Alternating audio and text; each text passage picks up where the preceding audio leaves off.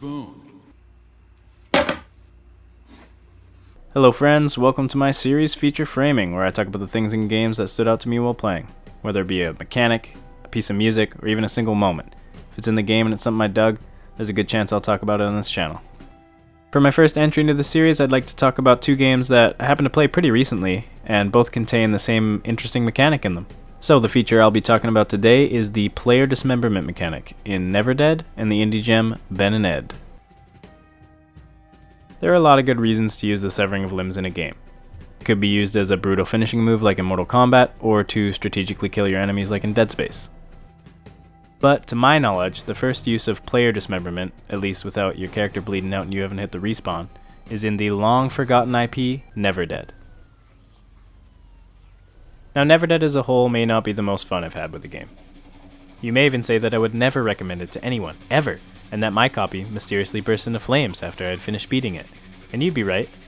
But its core idea of this immortal who's kinda given up caring, and possesses the ability to perpetually regenerate his limbs like a lizard's tail on speed, was an interesting concept to me, at least at first.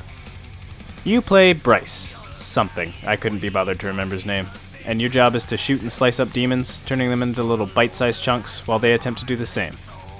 If the enemies or environment succeed in turning you into a reverse headless horseman, these little dudes come by to finish up the job. Once you're stuck in one of these baby dudes' stomachs, it's your job to hit that precious QTE or it's game over for you, my friend.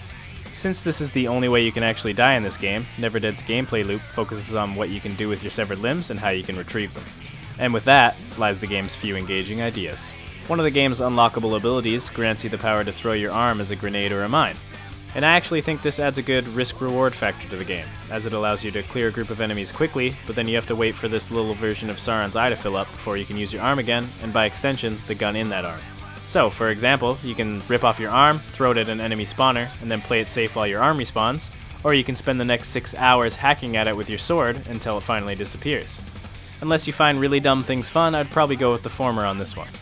Maybe in another scenario, an enemy knocks off one of your arms, and instead of rushing to pick it back up and risking further dismemberment, you just detonate your arm, blowing up the demon who took it and his little demon family. There is also the comedic aspect to this mechanic that I think works to some degree. Watching the main dude hop into combat on one foot, or having to crawl to find my legs, to get a couple smiles out of me every now and then.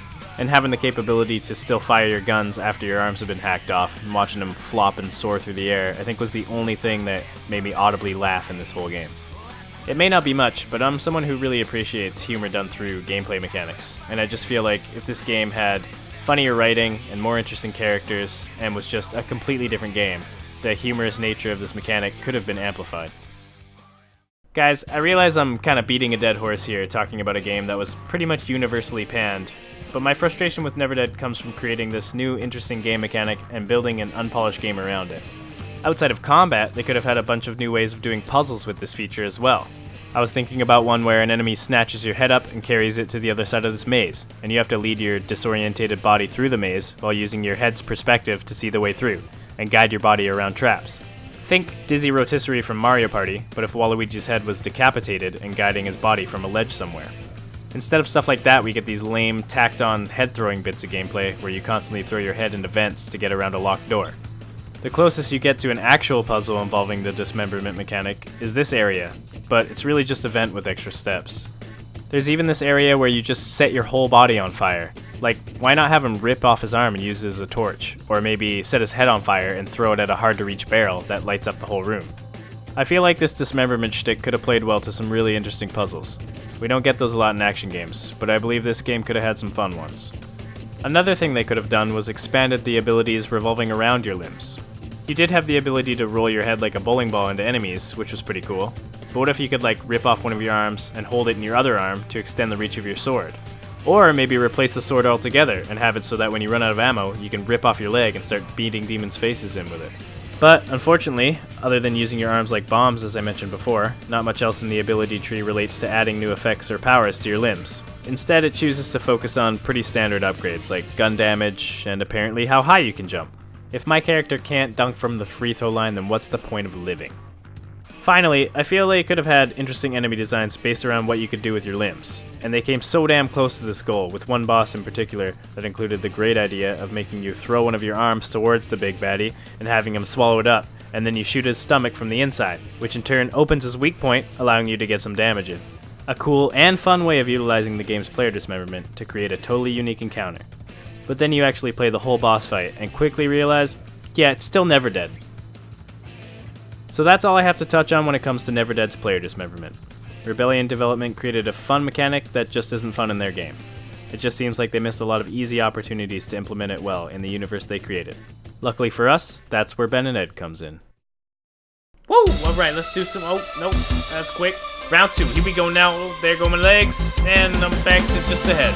Here comes my special technique. Oh, didn't work. Right, we make a good pace now. Here we go. The hammer. Sick shortcut incoming. Oh, okay. Too small, Cammy, with no legs. Oh, right. This indie studio Sluggerfly takes this dismemberment mechanic and makes a straightforward platformer based around it. The limb removal in this game is used similar to Happy Wheels, where it provides humor, except for in Ben and Ed, it also affects your potential to beat each level. Sometimes positively, but mostly negatively. You're a zombie, hanging out with your best little human best friend. Then some sick fuck steals your buddy and makes you perform these circus obstacle courses in order to get him back. These courses are designed to slice you up by any means necessary, and with that comes the far better integrated dismemberment mechanic. Getting limbs cut off doesn't kill you, just like in Neverdead, but not having your legs in this game is more important because the slower you move, the less likely you are to make it to the next checkpoint before the platform descends too low, or the wood breaks from under you, or some other reason that involves it being the game's fault and not my own skill. Having one leg or no legs also impedes your jump distance, making your jump window much tighter, leaving a lot less room for error. However, there are times when not having legs makes getting through things much easier, as you just straight up avoid a lot of the traps by crawling under them. You can throw your head to hit targets, which kind of works, and there's also certain levels that require precision throwing in order to get your head through small gaps. I really like these sections in this game, I just wish they had a throwing arc indicator like the one in Neverdead, because getting my head to land in this hole took longer than I'd care to admit. There were also these neat levels with laser grids and Plinko-style pillars that broke you up something fierce, but as long as your head survived to the bottom, you can make it to the next checkpoint. Combining the ragdoll physics in this game with the dismemberment was entertaining to watch, and whether I made it to the bottom as just a noggin or completely unscathed, it was satisfying either way. The humor in this mechanic works well in Ben and Ed 2. You get to watch your zombie bro have his limbs smacked off and just continue his momentum as if nothing happened. It's good fun, helps lower your frustration level that platformers are notorious for building up. You may be dying hundreds of times over and over again, but you're having fun while you're doing it. This game is much simpler than Neverdead, and that works to its advantage. It allows the dismemberment mechanic to be showcased easier without all these other broken mechanics to weigh it down. The humor is all based around this mechanic and the physics of the game, while the gameplay uses the dismemberment in interesting ways that fit with the style of the game, but it's still not utilized perfectly. While Neverdead had at least one fun thing you could do with your arms, this game only makes good on the lower half being chopped off. Having missing arms adds nor removes anything notable from the character, besides obviously visually. As well, when you've been reduced to just a head, you might as well hit the restart button. Yes, it's nice that you can still jump, but it doesn't help when you're a quarter of the speed and don't quite roll straight. I feel like this mechanic had more potential in Ben and Ed as well. It would have been cool to see it used in this game to increase the skill gap. There could have been hidden shortcuts that you could only get through with no legs, or have like mini-golf-esque side paths that if you were accurate enough, could throw your head onto and have it roll down to the end goal. There were a few occasions where I did a little cheeky head throw up or down to the next checkpoint, which was great, but half the time it didn't feel like the level was intentionally designed to allow me to do that. If they wanted to utilize their dismemberment in a stylish way, they could have had some sweet zombie skins to monetize their product past the point of purchase, like all games do nowadays. At the end of the day, I feel as if this mechanic was better utilized in Ben and Ed than in Neverdead, but didn't live up to its full potential in either. The few small ideas Neverdead had that worked well enough for me to want to make this video in the first place, and Ben and Ed streamlines the player dismemberment and uses it in a genre that I believe suits it much better than an action shooter. But while one of these games is a much more solid game as a whole than the other, neither use this mechanic in more than a handful of interesting ways. Hopefully a game in the future will take this dismemberment shtick and utilize it in a way I never even thought of. Or maybe this mechanic is just shit and will never be used again. Who knows? To me it's just a fun feature I thought deserves some attention. Thanks a lot for watching my first video, everyone. If you guys can think of a cool way this feature could be used in another game, let me know in the comments. If you can think of another character that would make sense to have this mechanic, other than an immortal or a zombie, let me know too. Also feel free to let me know what I can do better. This is my first video. like to improve over the course of the next few weeks, so let me know what I'm doing wrong. If you just hated this video or hate me, please refrain from letting me know down below. I have a very fragile ego. Hope to see you friends in the next video. Cheers.